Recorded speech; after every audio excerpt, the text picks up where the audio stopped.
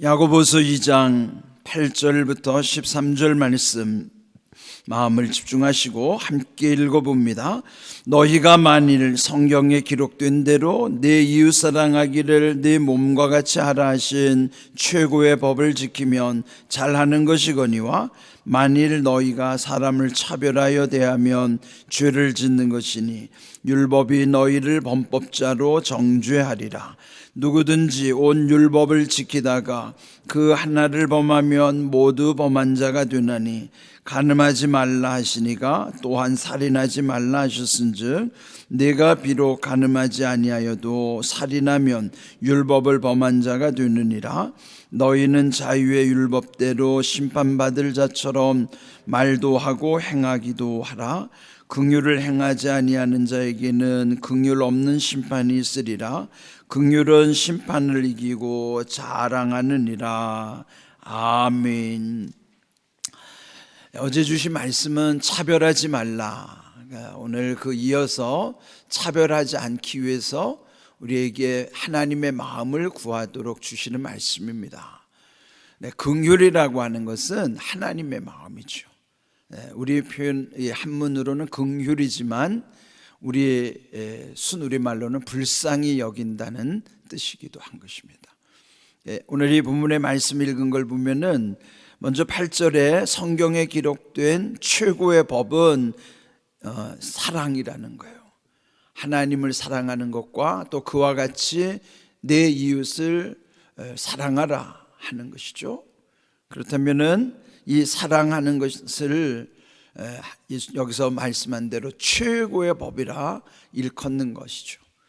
또 요한복음 13장 34절에서 예수님이 새 계명을 우리에게 주셨죠. 새 계명을 너희에게 주노니 서로 사랑하라. 내가 너희를 사랑한 것 같이 너희도 서로 사랑하라. 그래서 그 새 계명은 함께 서로가 사랑하라고 하는 관계. 그런데 그 사랑할 때 있어서 중요한 마음은 불쌍히 여기는 거예요. 불쌍히 여기는 때에 구체적으로 사랑할 수 있는 것입니다. 그런데 차별이라는 것은 내 입장에서 자기 사랑에 집착하다 보면은 남의 흠을 들추기 쉽고 판단하거나 정죄하기가 쉽습니다. 그렇지만은 입장을 바꿔놓고 그 상대방을 생각하면 그의 입장에서 그를 불쌍히 여기는 마음을 갖게 되는 것이죠.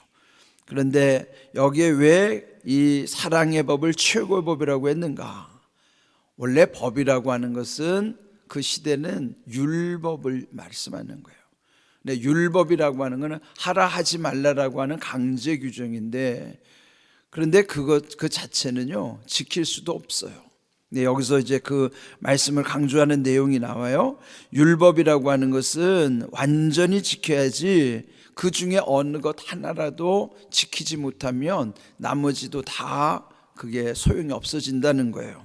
11절 말씀처럼 간음하지 말라 하신 하나님께서 또 살인하지 말라고 하셨는데, 비록 간음하지 않았더라도 살인한다고 그러면 결국 그것은 율법을 범하게 되기 때문에 죄인이 될 수밖에 없다는 거예요. 그에 반하여 이 최고의 법이라고 하는 사랑은 여기에 12절 표현대로 보면 자유의 율법으로 표현했습니다. 법 자체는 자유가 없어요. 그런데 최고의 법, 사랑의 법만은 자유하게 한다는 거예요. 그러니까 법을 지키면 지킬수록 더 부담스럽고 거기에 굴레에 쓰여져서 결국 그 법을 어기면 죄인이 될 수밖에 없는 것이 율법이라 하면, 또 세상의 법도 다 그래요. 모든 법은 다 그럴 수밖에 없습니다. 그런데 이 최고의 법, 사랑의 법만은 그 사랑함으로써 더 자유하게 된다는 것이죠. 그래서 우리를 자유하게 하는 법을 일컬어서 자유의 율법을 하고 판단했고, 그 자유의 율법대로 심판을 받을 자처럼 말도 하고 행하기도 하라. 그럼 뭘까요? 우리의 사랑으로 모든 일을 하게 되면은 그 사랑 가운데 늘 상대방을 불쌍히 여기는 마음, 그 마음이 곧 하나님이 주시는 마음이라는 것이죠. 마가복음 9장을 보시면요, 거기에 그 아들이 귀신이 들려서 막 힘들어하는데 예수님 제자들에게 데리고 왔어요. 마침 그때 예수님이 안 계실 때였죠. 그런데 그 제자들이 쩔쩔매는 겁니다. 그때 예수님이 돌아오셔서 그 상황을 보시면서 그 제자들을 책망하는 거예요. 믿음이 없는 자들아, 내가 언제까지 너희와 함께 있어야 하겠느냐. 그때 이 귀신 들린 아이의 아빠가 예수님께 간청하죠. 무엇을 하실 수 있거든 우리를 불쌍히 여기사 도와주시옵소서. 자, 여기 이제 두 가지 중요한 사실이 나와요. 무엇을 하실 수 있거든 이라고 하는 것은 예수님이 볼 때 못마땅하신 거예요.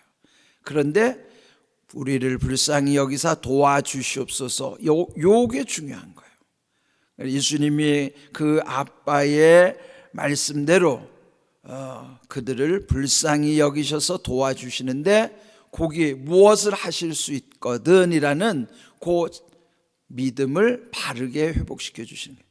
그래서 마가복음 9장 23절 하시는 말씀이 할 수 있거든이 무슨 말이냐, 믿는 자에게는 능히 하지 못할 일이 없느니라. 그럼 뭐예요? 믿으면 그게 내 능력을 믿는 게 아니라 전능하신 하나님의 능력을 믿는 거예요.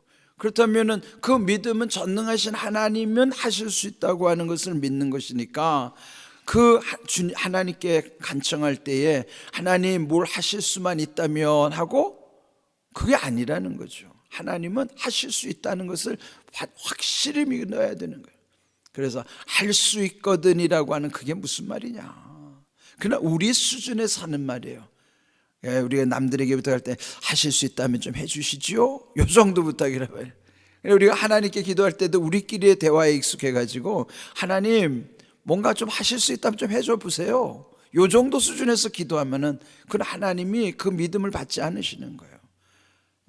우리 수준에서 구하지 말고 전능하신 하나님은 반드시 할 수 있다는 걸 믿고 구하라는 거예요. 할 수 있거든이 무슨 말이냐, 믿는 자에게는 능히 하지 못할 일이 없느니라. 하게 하신 하나님의 능력, 그 전능하신 하나님의 능력을 구하라는 거예요. 그러니까 그 믿음을 바른 믿음으로 바꿔주시면서 그 아이 아빠가 우리를 불쌍히 여기셔서 도와주시옵소서, 요 말씀이 비록 앞에서 그 믿음이 온전하지 못하더라도 불쌍히 여겨달라는, 즉 긍휼을 베풀어 달라는 그 아빠의 기도가 예수님을 마음을 움직인 거예요. 여러분, 이 중요한 사실이에요. 우리가 기도할 때 그래서 이 아빠가 예수님에게 간청했듯이 우리도 늘 전능하신 하나님 앞에 구할 때는요, 반드시 믿음을 가지고 구하는 거예요. 그 대신 우리를 불쌍히 여겨주시옵소서, 나를 불쌍히 여겨주시옵소서, 그 기도로 우리 하나님께, 우리의 하나님 아버지의 마음을 움직여야만 하는 것이요. 그래서 여기 주신 말씀 중요한 것이 13절에요. 긍휼을 행하지 아니하는 자에게 긍휼 없는 심판이 있으리라. 긍휼은 심판을 이기고 자랑하느니라. 이 긍휼의 효력이 어디에서 가장 빛을 발하냐면요, 마지막 심판 때에 섰을 때 내가 살아오는 동안에 긍휼을 베푸는 것을 하나님은 다 기억하신다는 거예요.